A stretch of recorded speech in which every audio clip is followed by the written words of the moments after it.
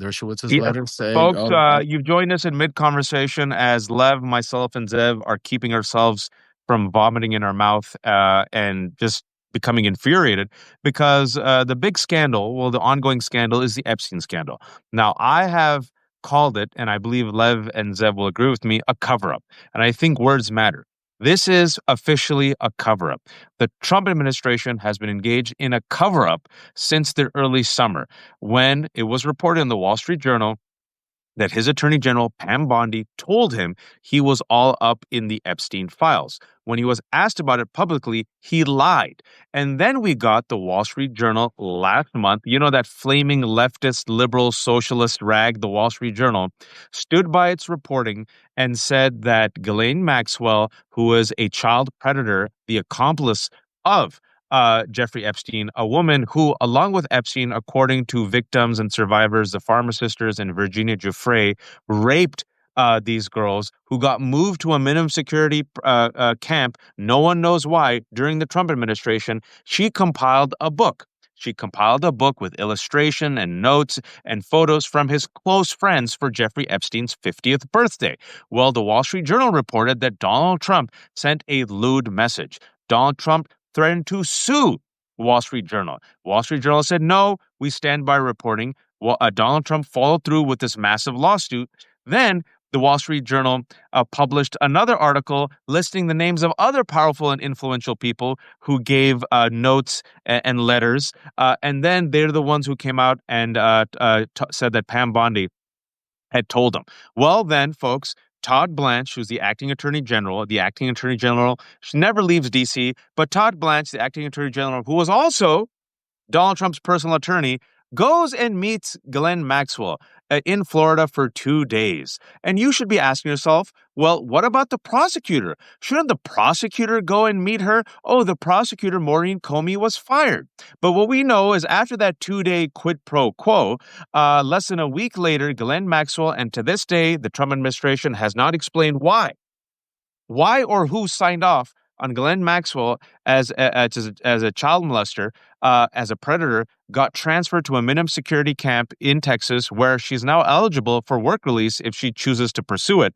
And what we have seen is a quid pro quo between Ghislaine Maxwell and Donald Trump. And furthermore, folks, after she was moved, lo and behold, there were no drops, no Wall Street Journal articles, right?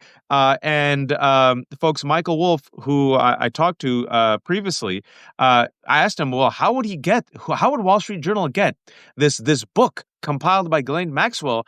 And he said, the only person who had access to that would be Ghislaine Maxwell's estate. And once she got her quid pro quo, notice there were no more leaks or drops from the Wall Street Journal. As we were discussing this, Lev has said, I'm just catching everyone up to speed, folks, and then I'm going to unleash Lev and Zev on this.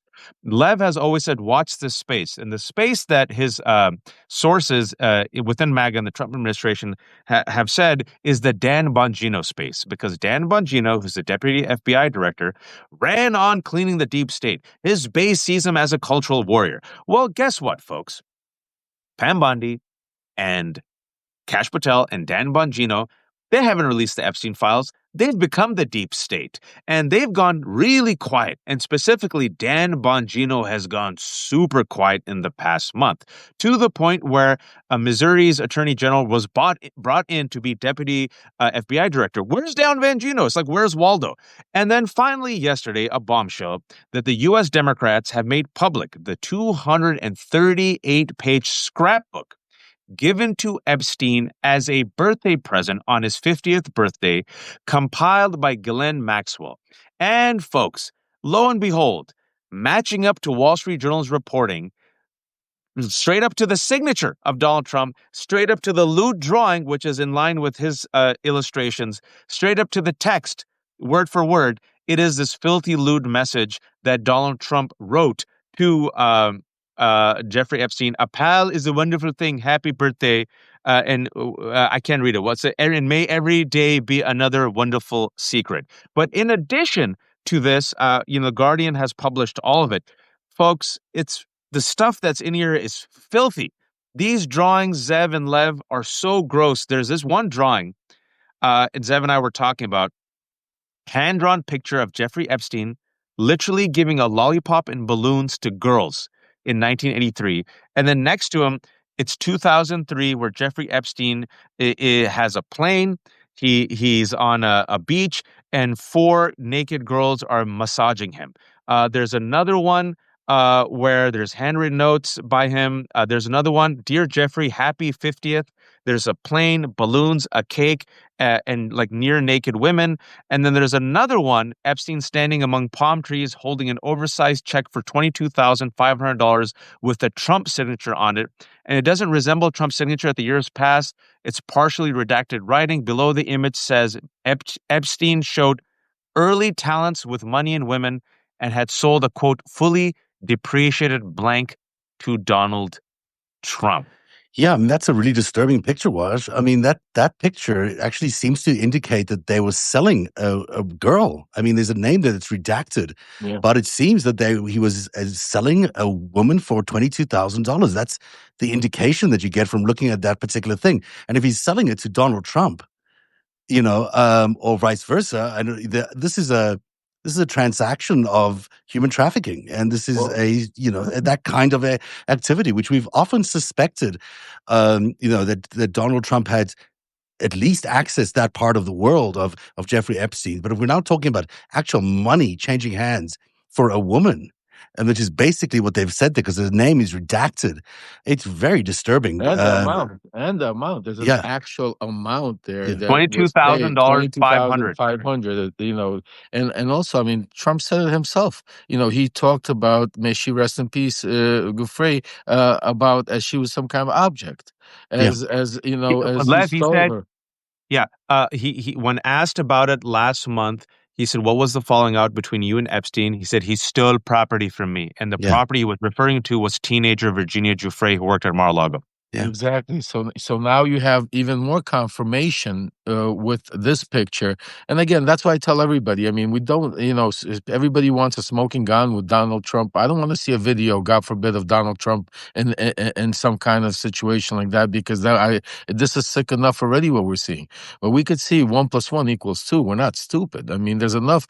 This right now, if for those of you that didn't want to listen to the victims, to the survivors, that should have been enough right there. Having so many women, it's not one, two, so many women come out that have the same story from different walks of life, different parts of the world, they've never met each other, never spoken. Even this press conference on Capitol Hill, you had 10 women that never spoken to each other and have the same exact stories, and talking about how Maxwell, and that's why I want to just touch on Waj before we get further, because what I think is extremely important that nobody's talking about is Maxwell lied, and we knew she was going to lie. But now we have confirmation that when she was, because part of her deposition is, how it all starts out. If you lie, it's an extra 5 years.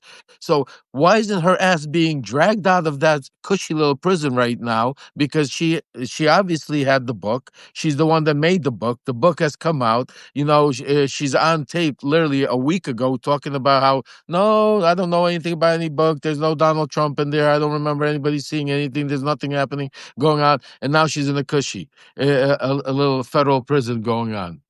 She had immunity there, right? For that interview that she did with Blanche a few weeks ago, which means she could have lied with impunity, and she did, because it's now obvious from this particular book, when you look at the first pages of the book, it's written by Ghislaine, it's put together by Ghislaine. It says so in the first prologue. It says, I have put this together for you. And yet she denies that she ever contacted Donald Trump to get any of these illustrations or anything for this book. Well, who did it if she didn't do it? When in the book, she basically says that she was the one who put this book together. It's part of this giant cover-up. And I'm glad you both are calling it a cover-up, because it is a cover-up. When you have the President of the United States sending out his press secretary to go out in front of the nation and declare that that is not Donald Trump's signature, when it is Donald Trump's signature, and everyone can tell it's Donald Trump's signature, and that the whole thing is a fraud, is a hoax, when we have, clearly a very disturbing message hinting at all sorts of human trafficking, and underage women from Donald Trump. And then this secondary thing, which I'm just going to, it's worth reading this check that there's a photograph of this check with Donald Trump and Jeffrey Epstein's name on it. And it's just worthwhile reading this note again. Jeffrey, showing early talents with money and women sells fully depreciated, name redacted, to Donald Trump for $22,500. Showed early people skills in quotation marks too.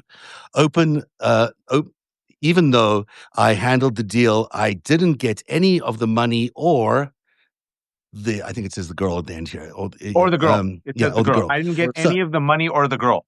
So the person who's doing this transaction is doing it between Donald Trump and Jeffrey Epstein, $22,500 for this person whose name has been redacted, who's showing people skills, whatever that might mean in their world.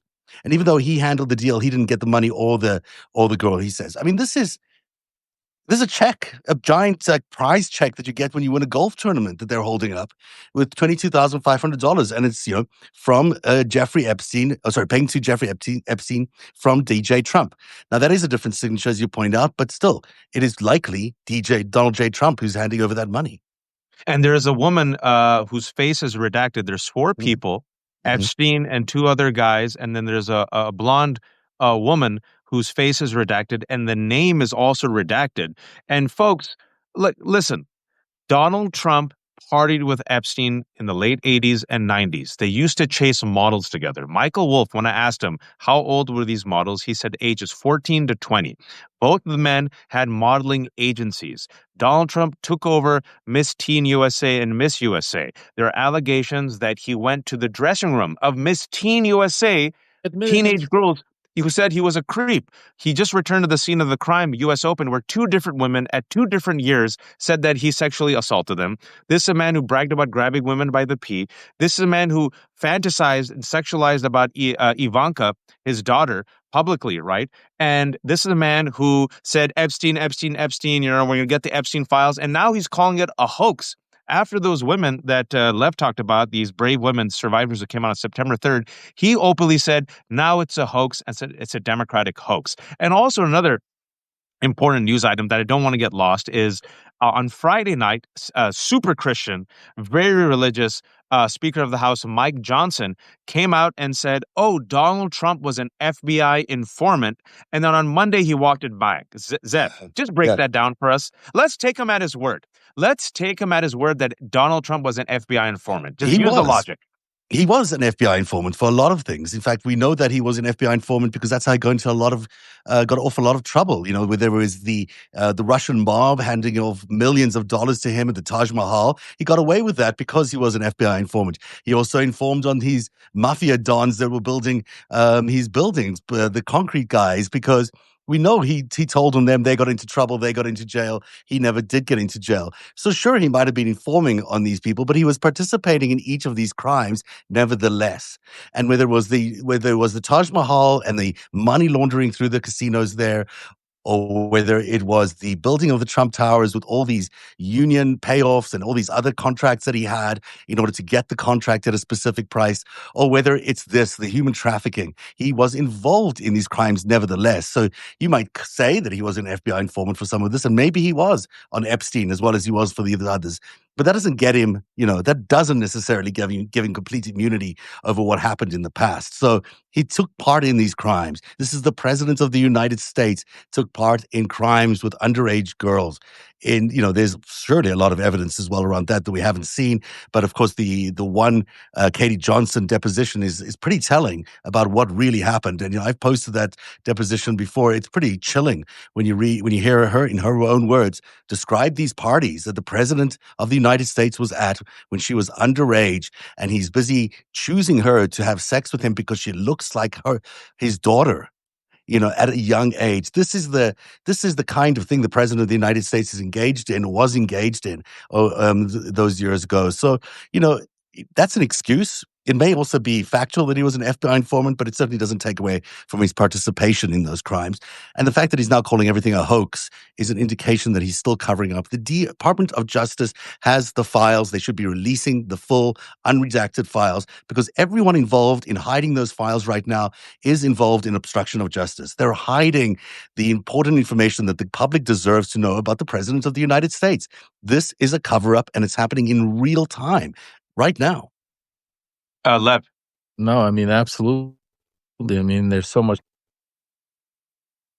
Lev, I see Zev. Okay, are you back? All Oh, right, there you go. Go ahead. sorry, yeah, I mean, even take a look at some of the other letters. Like you got Alan Dershowitz writing around, "Hey, I spoke to Vogue. I took care of it instead of you. Clinton's going to be on the front cover of it and stuff like that."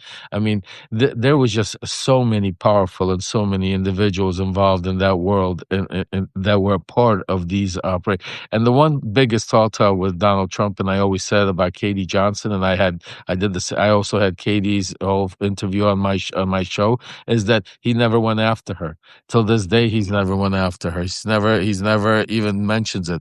He treats Katie Johnson, for me, it's very similar, because he treats me in the same way because he pretends like we don't exist, and that's how I know she's beyond. For those of you that even have even some kind of doubts or some say it, if believe me when I tell you, if Katie Johnson was telling some sort of a lie, and she was saying something, Donald Trump would have been all over it, especially right now, making an example out of her and trying to use that as a victory. But the fact that he ignores these victims, the fact he doesn't want to meet him. Even today, Carolyn Levitt standing there on the podium was asked. Everybody's asking. You got, literally Marjorie Taylor Greene begging for you to hear these. Why not hear the witnesses? Why not hear the survivors? Why not have these young women come to the Oval and sit there, because he can't look them in the eye, guys. Because Yeah. he literally can't even look him in the eye, because he knows, just like Zev said, that in the 80s, in the 90s, in the 70s, it was a different Donald Trump, folks. It's not the same Donald Trump, 83-year-old man you're watching there on TV play some sort of a game. Well, Donald Trump ran with a different type of crowd of people. It was a different type. This was pre-Me Too movement. This is when women didn't even have the same rights. This is when women were scared. Modeling agencies, and the one thing that I'm looking into the work that is going to be also very big, because you're talking about thousands of victims. You know how many Eastern European girls were smuggled in here and trafficked into Donald Trump and to what's it called, Epstein and all of those guys during those same parties, those same that you don't even hear about because they shouldn't have even been here. They came here and then they disappeared. They were sent back to Eastern European, Russia, Ukraine, Slovakia, all those different countries out there. So it's a lot bigger, and this is the disgusting part. And like Zev said, 100% is the DOJ has it. They all saw it. They know it for the cover. That's one thing, and that's why Dan Bongino. You see, that's why, because he saw this stuff. I mean, it shows that he has some sort of either hard gut or so, whatever you want to call it. Because after to be able to see, and this is for a Pam Bondi or for a Cash Patel or for any of these enablers that are covering up after watching this, knowing this, seeing this, knowing that this is what's it called, to be able to sit there and stare people in the eye, lie, and cover up to the American people is the biggest injustice that we have, and that's why we're never going to shut up. We're never going to allow them to cover this up. This is not going to work, and everything they do is going to backfire like it's happening right now. I want to connect some dots and go back to you, Zev. I want to remind people that in 2002, Donald Trump, who claims that he didn't know Epstein and it's all a hoax, or he's an FBI informant, which then Mike Johnson walks back, he openly said, you've heard the audio, he called Jeffrey Epstein a terrific guy. His words, he likes beautiful women, many of them on the younger side. So they knew. Or if you look at this book, and if you have the stomach for it, if you look at these photos and images in the book, these are people, some of the most powerful, influential people, essentially praising a pedophile. It's like an open secret, right? Just look at these videos. Look at these photos, these drawings that they drew. Donald Trump, according to Michael Wolff, partied with Epstein in the 90s. And he said in the 90s, as Lev was saying, the biggest thing, especially in New York, the way you showed yourself as a powerful young man was to go after models, acquiring models, chasing models. That was the thing. And the ages of the models that Michael Wolff said were 14 to 20. That means they were going after girls. If they were having sex with these women, they were raping girls. That's predatory behavior. That's actually molesting girls, not women, girls, right? And then each and every single time that Donald Trump has been asked to show some compassion, to show some mercy toward the women, he cannot. He cannot show any mercy or compassion to the women. We've been tracking this for a while. After he was asked back to back, he was with Keir Starmer in the UK. And then the next day he was asked about, his relationship with Epstein. He did not show any compassion to the women. He treated Virginia Giuffre as property. He called it, he stole property from me. Mhm. And then speaking about this book that was released and that Zevid are looking at, I mean, this is even bigger than the nude drawing. This friggin' fake check, this big ass fake check in which Jeffrey Epstein's showing the early talents with money and women. He sells a fully depreciated blank to Donald Trump for $22,500. What does that mean? Who is he selling? What is he selling? Or who is he selling Donald Trump to? So the fact that he's unable to even empathize with the girls. And then again, when these women, these survivors came out on September 3rd, when he was asked about it, no empathy, said that it's all a hoax. So Zeb, if Mhm. I'm a reporter with a microphone in front of not just Donald Trump, but Republicans, I'd ask him the simple question. Do you agree with Donald Trump that the Epstein scandal is a hoax? And do you think that these survivors are lying? I've yet to see anyone ask that question, Zeb. Well, it's a natural question to ask, Waj, and everyone should be asking that question of everybody because, look, this is not some accident. As Lev mentioned, there's these guys were after models. Guess what? They also all owned modeling agencies. The Donald Trump had a modeling agency that was specializing in Eastern European girls coming over.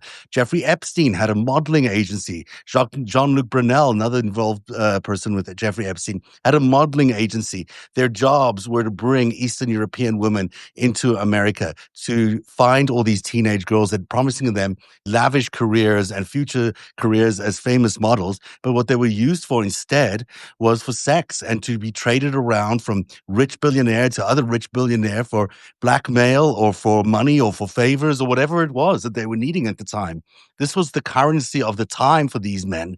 And this is the man who is president of the United States today. It's really hard to say that this was anything other than real life. You can't fake those modeling agencies. You can't fake these victims. These are real people telling you their real stories who stood in front of the Capitol steps, revealing the trauma that they went through. It's impossible to ignore that. You can't say they're lying. They're obviously telling the truth. You can send as many F-35 jets above them to drown them out. You're still not going to convince anyone that they're not telling the truth because they're telling the truth. And the modeling agencies prove it, and the affidavits prove it, and these photographs with checks with a check amount of $222,000 proves it. Yeah, I mean, this is just another part of, listen, what we saw during the Me Too movement, Harvey Weinstein. We saw what happened with the casting couch, Hollywood. It was exposed. We saw what happened with P. Diddy, with the music industry and what else. This is the same thing. There was powerful men. It was an era. Though during those times, women didn't have the same rights. It was a time where women were scared to report if they got attacked or hurt. They were scared because they didn't have the same rights. And these powerful men used modeling agencies, especially in the 90s when the fall of the Soviet Union, and they were able to bring in all of these Eastern European girls into here. Because I'm just saying that's something I'm concentrating, talking about, because nobody's even mentioned how many hundreds and hundreds and maybe even thousands of girls that went through this, and not just all of these same powerful men, because they were used, and abused and sold between each other like property. And by the way, my sources, I don't know if you guys know, but I wrote it in my Substack about a couple of days ago. The guy that wrote the letter, his name is Joel Pashkow. He's a member at Mar-a-Lago. He's the guy that wrote the letter to that letter beneath, and he's in the picture. Oh, the illustration, that disgusting illustration. Yeah. His name is Joel Pascal, and he's a member at Mar-a-Lago. Interesting. This is the illustration with the 1983 and the 2003. No, that's another one. With the check, Okay. with the check, with the 22. So the check is actually a member at Mar-a-Lago. He's a member at Mar-a-Lago. So more evidence that in fact it did really happen, and it happened probably at Mar-a-Lago is what their suggestion there is. Peter Mandelson, the UK ambassador to the US, has an image of both him and Epstein together with a message, but wherever he is in the world, he remains my best pal. Bill Clinton sent a message. Folks, this implicates several powerful people. And what I got from this book is that all of them knew.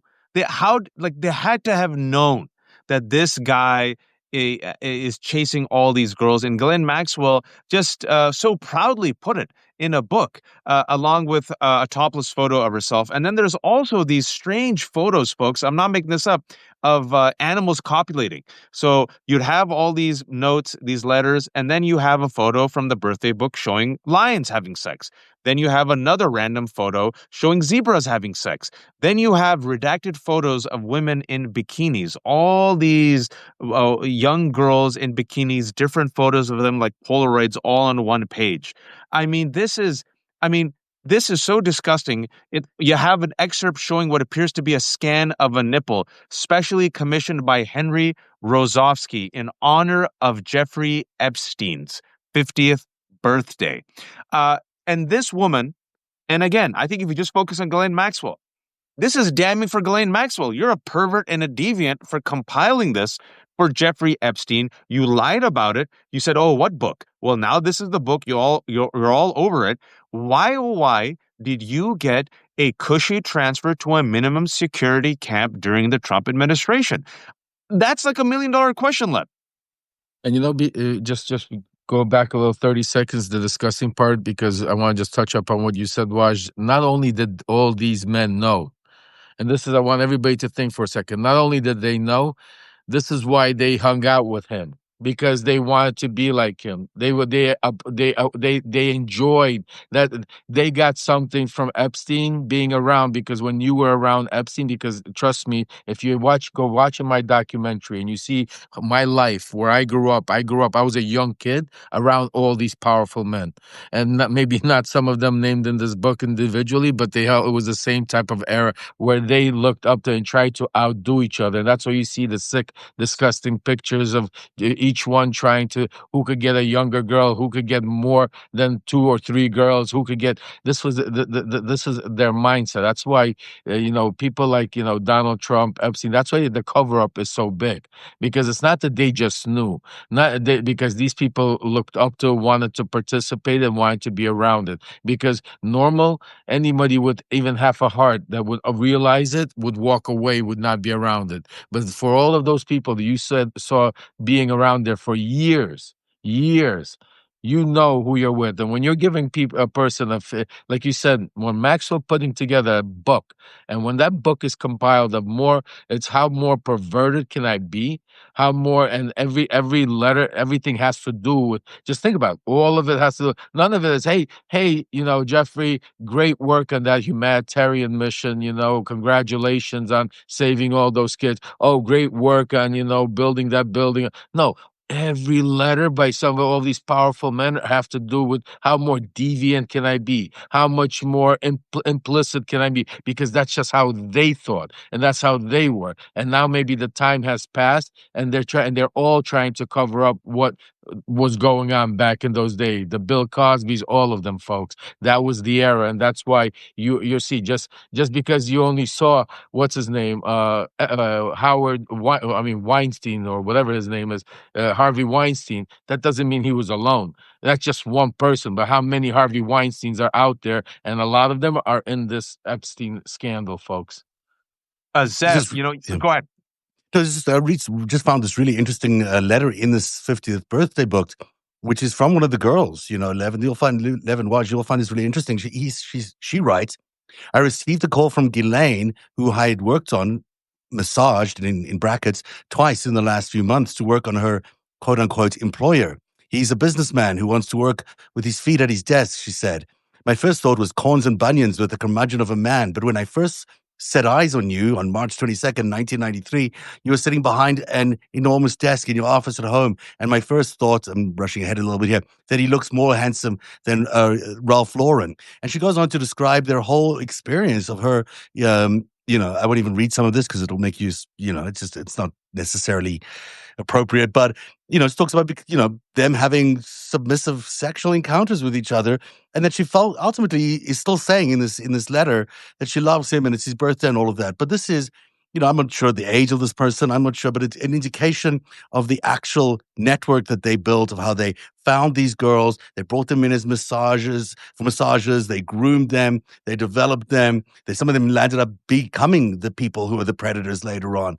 But this is the organization they built. This is not just one person craving teenage girls. This was a network, an organized criminal network, bringing in girls from across the world and grooming girls at an underage, developing them into prostitutes, basically, that they could, then sell or use to blackmail other people. What this 50th birthday There's book a key shows. he said. Sorry, go ahead.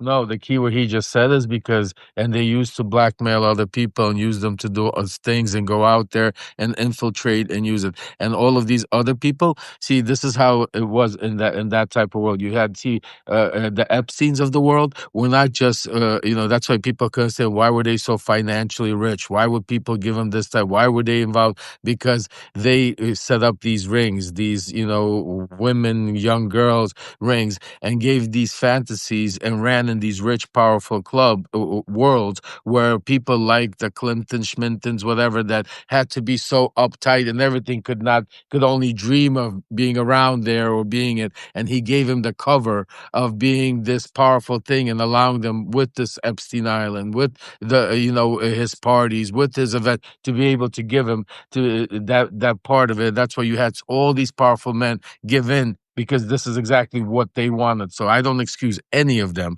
because, they were all a part of it. Not that they just knew, they were all willing participants, because allowing it to happen and not speaking up when they could have. And then I also want to say this book by itself proves that it's not a hoax. So this is true. This happened. So again, we normalize and give Donald Trump a pass for the ridiculous things that he says, but I don't think we should. Donald Trump now is on record saying it's all a hoax, a Democratic hoax. And I want someone to ask him, how can this be a hoax when we have all this evidence? How can this be a hoax when we have all these survivors? How can this be a hoax when Ghislaine Maxwell was convicted? How can it be a hoax, right? Nobody's asking these basic questions, which is why I think it's very important that we use the words that this is a cover-up. This is a cover-up. And Lev and Zev, what we've said is that this seems to be one of two Achilles cankles for Donald Trump. The economy, which the numbers came out today, folks, it's even worse. It's even worse than Friday. And Friday was bad. All the gains that we made are now removed because of inflation. The trade war is disastrous. Tariffs are causing the prices to go up. Unemployment benefits have increased. Job numbers are even lower, right? The two Achilles heels that he has is Epstein and the economy. And I want to ask you, Lev and Zev, because you guys have been following this, the fact that Marjorie Taylor Greene joined Thomas Massie last week and Ro Khanna with these women shows to, and Lauren Boebert, shows to me that they realize that the base is not going to let this one go, Zeb. The MAGA base seems to be on it, and Marjorie, learning from what's happening to Dan Bongino and Kash Patel, seems to be playing both sides right now. Your take on this? It's so interesting that Marjorie Taylor Greene did that, because it is an indication that she's actually, not the cartoon figure that we used to think she is, that she really might have a heart and a soul here, and she's on the right side of justice.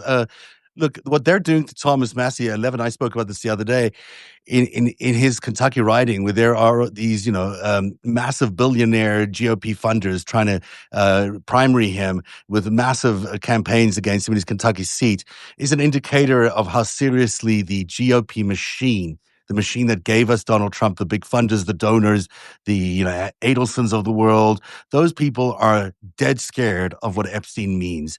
And they are doing everything in their power to target people like Marjorie Taylor Greene, Massie, Boebert. And it's an indication that they, really do have an independent streak in them, that they're actually willing to stand up to this, because they know what's coming next. There will be huge campaigns against each of them in each of their ridings.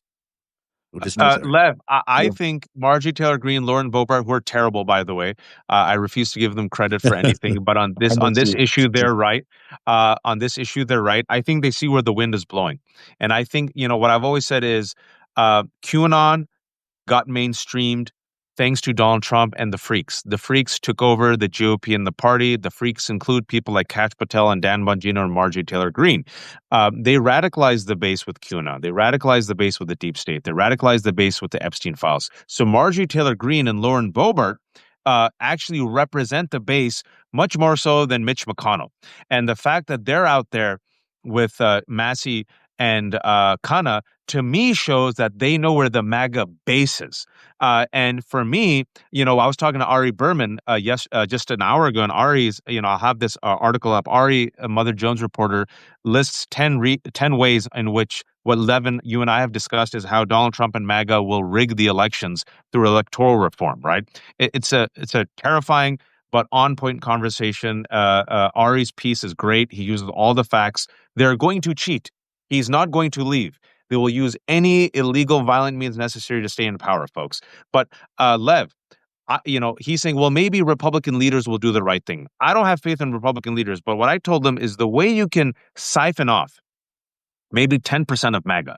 And I think Steve Bannon also was worried about this because he said we might lose 10% due to the Epstein files. I think the Epstein files is how you weaken Donald Trump and siphon off at least 10%, but you also siphon off all the independents and all the people who are like, holy shit, this is a pro-pedophile movement. Lev. Well, I'm gonna say something to you that two things. First of all, that from my sources in Congress, and I'm gonna have Congressman Ro Khanna on next week to Oh, talk good. You about. got him. Great. Yeah, he's great. They're going to get the 218 votes, and it's going to become a standstill between Trump, because it's going to be up to Trump to push it through and allow it to go to the floor. So it's going to get interesting. And what I'm hearing is we're going to get the 218 votes. For the discharge petition. This is what you're talking about, the discharge petition, right? The discharge petition to get to the floor. Yeah, they're not mentioning the names because they don't want Trump to go after him. But there's 2 seats that I'm hearing that we're going to get the 218. That's the good news. The bad news that and I hate to be the bearer of the bad news, what's it called? But to respond to you or what Trump thinks about MAGA, he understands that he blew MAGA up. He understands he does not have the same loyal support. He understands the divisions are the same. And something interesting happened that as I was reporting, and me and you were talking about, Waj, we broke also on the left hook, is about Dan Bongino. When he realized that Dan Bongino, they were not getting him on track, and then they had to go out, get the attorney general from Missouri, get him and work on that. Even till this day, that was the same timing when all the preparation began, because what we see in Venezuela, off the coast of Venezuela, Oh, yeah. is what I'm hearing very seriously from some really reliable sources, that is being preparation, that when all else fails, that will be announcement of war, and that's when you will forget about Epstein files, you're going to forget about the economy, you're going to forget about everything, because you're going to be worried about your boys and girls, troops on the ground. Right, I'm hearing from my sources in Venezuela that Maduro right now is in constant talks between Russia, China, and there's other groups like Wagner already in there. They're mobilizing over 1 million militia from all over Central America. The anti-Trump militia, it's called, because there's other countries that know they're next that are lining up. So this is not a good thing. And that what I'm hearing from my sources, but this is something where it's beyond. Instead of doing martial law, because he's realizing that there's major pushback right now with the Epstein, and he doesn't have the same support with MAGA, doesn't have the same support with the media, doesn't have the same support with his inner group supporters. That's why you're seeing these troops outside of, and such a heavy force outside of Venezuela. That's a big scoop there, Lev, that insiders are telling you that he's prepping war for Venezuela. And folks who think that's outlandish, I just want to remind, just connect the dots. On Friday, they announced that the Department of Defense is now the Department of War. Donald Trump said that he has authority to declare this group a terrorist group. They bombed and killed 11 people on a boat without providing any evidence. The names of the victims have now been released. It was in international waters. Venezuela flew some planes. It's a massive saber rattling. J.D. Vance, puffed up his chest, and I think it was Brian Krasenstein who said that was a war crime, and he said, I don't give a shit. And furthermore, Stephen Miller has said that these folks in Venezuela and El Salvador are bringing drugs. He has used the word invasion. He has the word insurrection. We have the National Guard already in D.C. We're going to have them unleashed in Chicago. We have them already in L.A. And what I have said for a year, and I've said this to Lev multiple times, is my fear is if he gets desperate, thanks to Epstein and the economy, he will declare martial law. And I don't think people are still getting their heads out of the sand and opening their eyes. Zev, your response to what you just heard. Well, I think it's interesting about the discharge petition. And I think it's going to be, that's true. I think that they are close to getting a majority of that. It doesn't mean they'll get to the vote, but I also agree with you that Venezuela is a real issue. Yesterday, Pete Hegseth was in Puerto Rico negotiating with the local officials there about using that as a potential base for operations for the Air Force and other vessels. It looks like there will be some sort of confrontation with Venezuela coming. Now, it's unclear to me how that really lines up. I mean, Maduro is very close to Russia. He's very close to China. So is Donald Trump. So how that squares away, whether this is just one of these performative kind of wars that Putin likes to throw on every once in a while. He likes to show the nation that he's having a war, even though he controls both sides. Maybe that's what they're trying to stage here, a little bit like that Iran invasion. But nevertheless, this will be the thing that they will try and do, very Kremlin-like, to sort of take over the headlines, divert attention, give Americans the kind of pump up that they like to get when they go to war, and ultimately, find ourselves in a situation where we're in some sort of confrontation there that wipes everyone's attention away from Epstein and all these other negative factors onto the invasion of Venezuela, or who knows, maybe it's part of Mexico too that they'll invade.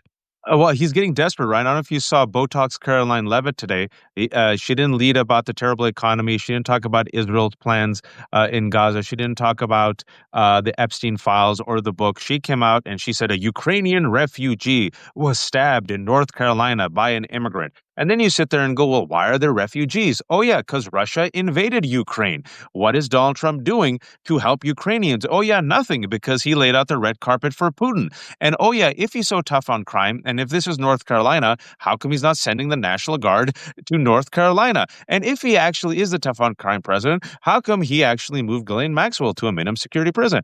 And how come, that Israeli cybersecurity official last month got arrested in a sting operation where an FBI agent posed as a 15-year-old and lured those 8 men, 7 got arrested, and this Israeli cybersecurity pedophile was able to flee, folks, to Israel. And the person who did it is a U.S. acting attorney put there in Nevada by Donald Trump. So I think this is a sign of desperation and also a sign of power grab. And Lev, to me, it seems like the 4-year plan that they thought they had with Project 2025, they have to accelerate it because he's old. I don't think he's healthy. I think they realize the polls are going after him. I don't think they realize this Epstein thing would be such a big thing. So he's now openly saying, find me 100 seats. I want 100 seats. I'm going after mail-in voting. Venezuela, Department of War. I think he's throwing all of it at the kitchen sink. And the end result is not just chaos, but is authoritarianism. It's a distraction and the distraction towards the end goal. But your take on this, Lev, you have the sources. No, you're 100% right, Waj. I mean, the way you're breaking it down, I couldn't say it better myself. The interesting part is, I was somebody that always used to say, because I was so close to Trump in around the 2016-15 time, and when people used to talk about compromise. What does Russia have on Donald Trump? They have the P tape. I used to always laugh about it because I knew there was no really P tape. I actually knew because my ex-partner was in the room in the Ritz-Carlton after the event. I knew everything about it. So I knew the Democrats were on the wrong team, but that didn't mean that there was no compromise. So I kept always thinking to myself in the past, literally a few weeks after watching Donald Trump's reaction to certain stuff, and also having some of my sources tell me that he was really pissed off at Putin, but not doing anything about it. I started realizing that this is more than just money, power, deals that they're making behind me, because Donald Trump, knowing him the way I know him, he's also very reactionary. He's very emotional. He's very reactionary. And, but the one person he does never reacts no matter what Putin does. He doesn't do it. He doesn't. There's no reactionary like aggression. Even right now, yesterday, he was threatening with, again, secondary tariffs. They were saying, breaking news, news. He's coming out. He's going to do something because of over the weekend, it was one of the most massive, over 800 drone attacks. And then today you have over 20 people killed. Again, quiet, nothing going on, just quiet. So that made me think, and I started going back to a lot of my really deep sources overseas in Eastern Europe, and I've been digging, and I'm working on a major story about some of the definite compromise that they have on him over the years. And this is probably, and Zev will attest to it, because a lot of what Zev's conversations and a lot of Zev's reporting led me to this, going down this path also. This is going to be probably one of the biggest KGB operations in the history of the world. Once it's uncovered, once the true story comes out, that how long, how many years, we're talking about over 30, maybe 40 years of actually working him and then getting lucky enough for him to get into the White House, not once, but twice. I mean, it's a story that you couldn't make up. Yeah. That's Guys, the stuff I've been. go Sorry. ahead. No, No, it's no, stuff go I've been ahead. writing about in The Greatest Heist, which has been to look at not just the human trafficking crimes or these other crimes around the women, but around the financial crimes that these guys have been doing for the last 40 years, based on a KGB operation, as Lev points out. You know, these certainly Epstein is tied to the KGB in various ways, but so is Donald Trump, all the way back from 1987.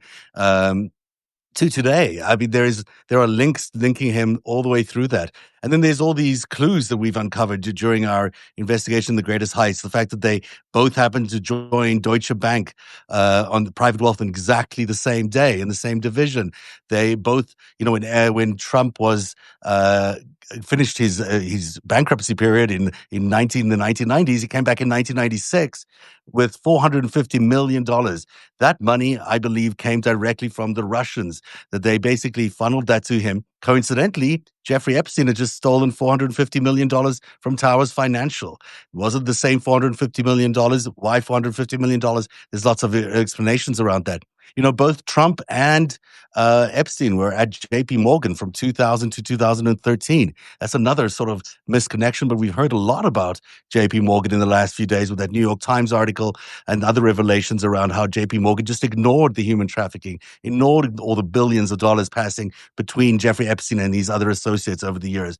And then there's this new evidence, which we're now revealing in the next few days, which is these financial crashes like the SNL savings and loans crash, the 1987 Black Monday, all the way to the 2008 collapse, which involved the subprime loans and Obama and all that.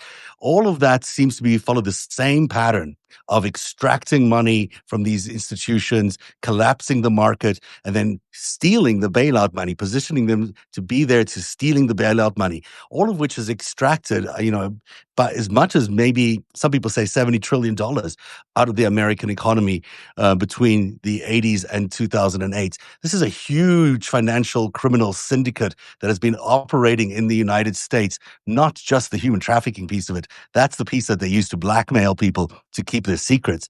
The rest is this massive financial criminal operation that's been going on for decades.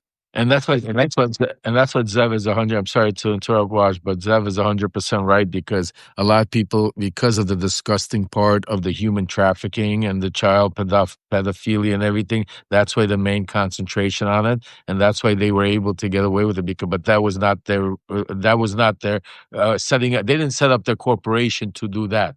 That was their that was their lifestyle. That was their own perversion. That was their way of attracting other people, using it as blackmail and all kinds of things. But what their purpose of their crime was financial power and stealing all of this money. And this was that other part of the world. It was the world that they all kind of, coincided in. And then Jeffrey Epstein was the leader that allowed them to be themselves, kind of. And that's what you heard, from like Katie Johnson when she described those disgusting parties where, not only that, where she met Donald Trump and other men were sitting there and had these 14, 15, 13-year-old girls walk around, service them. So it was, it's like Jeffrey Epstein throwing the party, inviting all of them, and all of them coming and sitting there and participating, It's clear that Donald Trump is thoroughly compromised. We don't know why.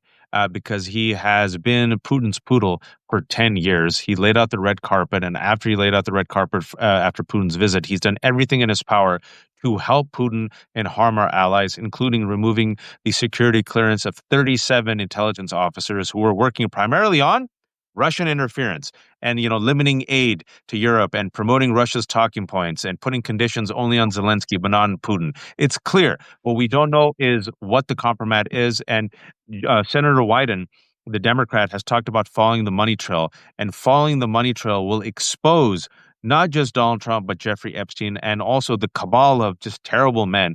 And I believe, and I think Zev and Lev agree, that Democrats have to keep the focus on Epstein, not just for justice for these hundreds of girls who were raped, but also because this is the one thing that is bipartisan in America. Over 80% of independents, Democrats, and Republicans want the release of the files. And there's no reason, as Zev said, why the Department of Justice can't release it. A federal judge says you can release it. You don't need these grand jury testimony that will, name these victims who I want to protect. You can release the files. This is it, folks. The Epstein files is his major weakness. And especially as he's going towards authoritarianism, if this can cause some fissures, if this can weaken Republicans, if this can turn some people against him, it's well worth it. Zev and Lev, thank you so much for your time. Zev, you first. Shamelessly promote yourself. Well, everyone can check out my stuff at narrative.org, narrativ.org. It's spelled a little weird, but check out what I do there. And The Greatest Heist is the series we have there. I'm premiering chapter 10 this week, which will go into the whole SNL crisis and how they try to do that. But basically, it's the work of Donald Trump and Jeffrey Epstein in pulling off the biggest crime in history. And we're going through that chapter by chapter in a real-time basis. So that's at narrative.org. Lev. Yeah, hey, Substack community, you know my whole spiel. I just want everybody to make sure that we all stick together, join forces, subscribe to all of the following people, Waj, Zev, independent journalists out there. They're bringing you the real news because in media is not there. Everything, just think about everything we're talking about right now. And if you go put on any television station out there, none of them are bringing you the inside story. None of them are giving you the actual facts. None of them are telling you what's happening. They're all running around, as they say, chasing that story, that clickbait. But with that said, we appreciate all of you. Continue doing the work. Be our megaphone. Be an extension of our voice. Spread the message. And if you can, be a paid subscriber, because what we are doing here, it's full time. We're trying out there. Waj has like 30 kids. I have 7 kids. Zev has, I don't know how many 0 kids. Waj has 30. That's why he looks so young. That's probably the case. Zev, that's why Zev has muscles and looks young, because he has 0 kids. Me and Lev have like 30 each. It's the price you pay for having great kids.